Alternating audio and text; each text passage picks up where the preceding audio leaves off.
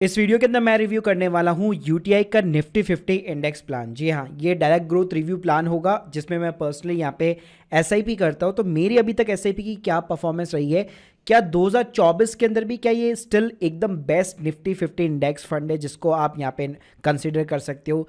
क्या इसका expense ratio है, कितना ट्रैकिंग एरर है इसके अंदर, क्या इसकी रिटर्न्स है, क्या परफॉर्मेंस है, इसको कंपैरिजन करेंगे। मार्केट में 25 से भी ज़्यादा निफ्टी 50 इंडेक्स प्लान चलते हैं, तो क्या उन सब में ये बेस्ट प्लान है कि नहीं है, क्या प्रो है, क्या कौन से, सब कुछ जानने को मिलेगा आपको इस वीडियो के अंदर। शुरुआत करने से पहले बताना चाहूंगा, I am not the SEBI registered person, तो भाई ये वीडियो केवल एजुकेशनल पर्पस के लिए है। तो चलो पहले मैं आपको सीधी अपनी पर्सनल एसआईपी की यहाँ पे परफॉर्मेंस दिखाना चाहूंगा। जैसे आप स्क्रीन के सामने यहाँ पे आप देख सकते हो, मैंने यहाँ पे दिसंबर 2021 या कह सकते हो जैन 2022 से यहाँ पे मैंने अपनी एसआईपी की यहाँ पे शुरुआत की थी।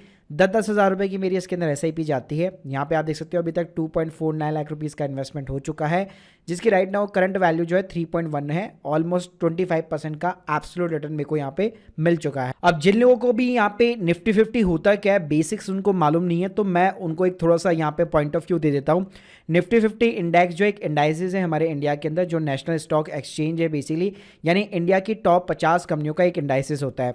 अब इसमें अगर जैसे मैं कंपनी की बात करूँ तो आप स्क्रीन के सामने देख सकते हो बहुत सारी इसके अंदर कंपनीज होती है।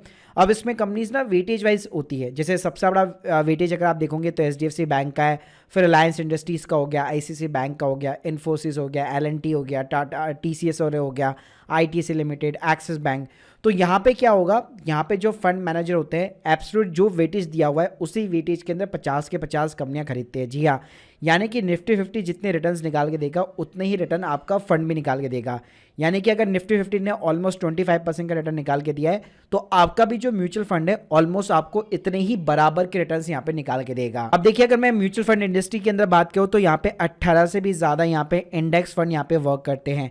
लेकिन यहाँ पे अगर आप निफ्टी 50 में देखेंगे कि सबसे ज़्यादा एयूएम साइज किसका है, यानी कितना पैसा किस स्कीम में लगा हुआ है, तो सबसे हाईएस्ट जो एयूएम साइज है वो यूटीआई निफ्टी 50 इंडेक्स फंड का है, जिसका 16,924 करोड़ से भी ज़्यादा पैसा इसके अंदर इन्वेस्टेड हो चुका है। उसके बाद में अगर आप देखेंगे तो एचडीएफसी का नाम आता है, एचडीएफसी का निफ्टी 50 प्लान आता है।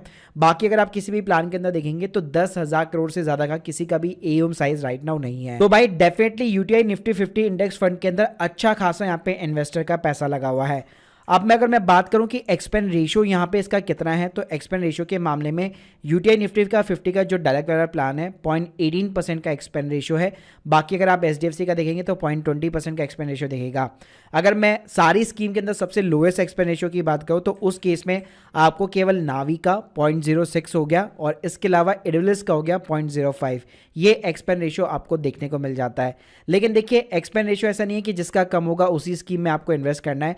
साथ में आपको कंपनी की रेपुटेशन, एएमसी साइज हो गया, एयूएम साइज हो गया, उसका जो ट्रैकिंग एरर है वो भी आपको देखना पड़ेगा। अब भाई ट्रैकिंग एरर का मतलब क्या होता है? ट्रैकिंग एरर का सिंपल सा मतलब ये है कि अगर लेट सपोज आज जो है निफ्टी 50 मान लीजिए एक साल के अंदर यहाँ पे 25% से रेट से यहाँ पे ग्रो किया है पिछले एक साल के अंदर, ठीक है, तो आपका म्यूचुअल फंड भी भाई ऑलमोस्ट इतने ही बराबर रिटर्न्स देना चाहिए। अगर इसके बहुत ज़्यादा नीचे हुआ या बहुत ज़्यादा ऊपर हुआ तो वहाँ पे उसका एक ट्रैकिंग एरर कंसिडर किया जाता है। तो आप स्क्रीन के सामने देख सकते हो, मैंने सारी स्कीम का यहाँ पे ट्रैकिंग एरर ले रखा है। तो अगर मैं सबसे लोएस्ट यहाँ पे ट्रैकिंग एरर की बात करूँ तो उसमें भी भाई यूटीआई का निफ्टी 50 जो इंडेक्स प्लान है और एचडीएफसी का जो प्लान है उसके अंदर दोनों के अंदर ही सबसे कम ट्रैकिंग एरर है अगर आप और स्कीम के साथ में कंपैरिजन करेंगे। तो देखिए, अगर मैं रिटर्न्स की बात करूँ तो पिछले एक साल के अंदर इस स्कीम ने भी जो है 25.85% का यहाँ पे रिटर्न निकाल के दिया है, यानी ऑलमोस्ट भाई निफ्टी 50 के बराबर निकाल के दिया है। 3 साल में भी आप देख सकते हैं 15.37% हो गया। 5 साल में भी सीएजीआर जो है आपको 15% का एनुअल सीएजीआर हो गया, और पिछले 10 सालों के अंदर 13% का भाई एनुअल सीएजीआर यहाँ पे प्रोवाइड किया है निफ्टी 50 इंडेक्स प्लान ने। अब देखिएगा, इस निफ्टी 50 प्लान को कंसीडर करने का एक और रीजन ये होता है कि अगर आप लार्ज कैप के अंदर कोई भी म्यूचुअल फंड देखेंगे ना, तो यहाँ पे अधिकतर म्यूचुअल फंड अपने जो बेंचमार्क होते हैं ना उसको भी निफ्टी 50 को भी बीट नहीं कर पाते। तो आपको ना हर साल स्कीम को जो रिव्यू करना पड़ता है कि यार मैं कौन सी स्कीम के अंदर एसआईपी करूं। लेकिन यहाँ पे फायदा क्या मिल जाता है इंडेक्स फंड के अंदर, एक बार आपको केवल स्कीम चूज करनी है और पूरी लाइफ के लिए भाई आप इसके अंदर ऊपर रिलाई कर सकते हो। क्योंकि अगर आप देखोगे ना ओवरऑल किसी भी स्कीम के अंदर देखोगे तो कंपैरिजन, अगर आप रिटर्न्स के कंपैरिजन करोगे सिर्फ पॉइंट्स में सिर्फ डिफरेंस हो सकता है, थोड़ा सा ऊपर नीचे हो सकता है, बाकी सारे ही इंडेक्स फंड जो है ऑलमोस्ट आपको same kind of the returns निकाल के देते हैं। तो यार यहाँ पे ना आपको हर बार रिव्यू करने की जरूरत नहीं पड़ती है कि यार मैंने निप्पॉन इंडिया के अंदर यहाँ पे लगाया था, आईसीआईसीआई प्रूडेंशियल ब्लू चिप में लगाया था, एक्सिस का ब्लू चिप जो काफी टाइम पे फेमस था उसके अंदर मैंने एसआईपी कर रखी थी।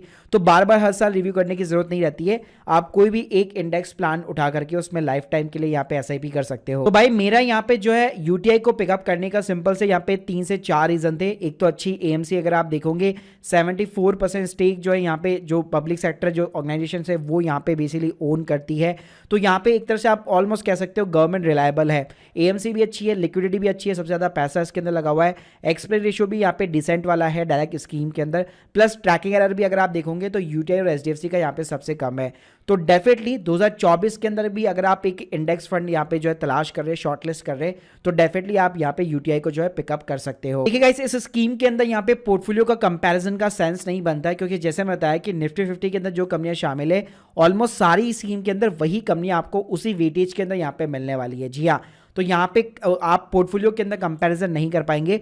आपको हमेशा जो कंपैरिजन करना पड़ता है, अच्छी एएमसी होनी चाहिए, एएम साइज जो है डिसेंट होना चाहिए, एक्सपेंस रेशियो लो होना चाहिए और ट्रैकिंग एरर यहाँ पे कम होना चाहिए। Guys hope you like this video. आप लोगों की क्या राय है यूटीआई निफ्टी 50 प्लान के ऊपर, और अगर आप लोग भी कोई और दूसरे प्लान के अंदर निफ्टी 50 इंडेक्स प्लान में इन्वेस्ट करते हैं तो प्लीज मुझे कमेंट बॉक्स के अंदर जरूर बताइएगा। Thank you guys, thank you very much.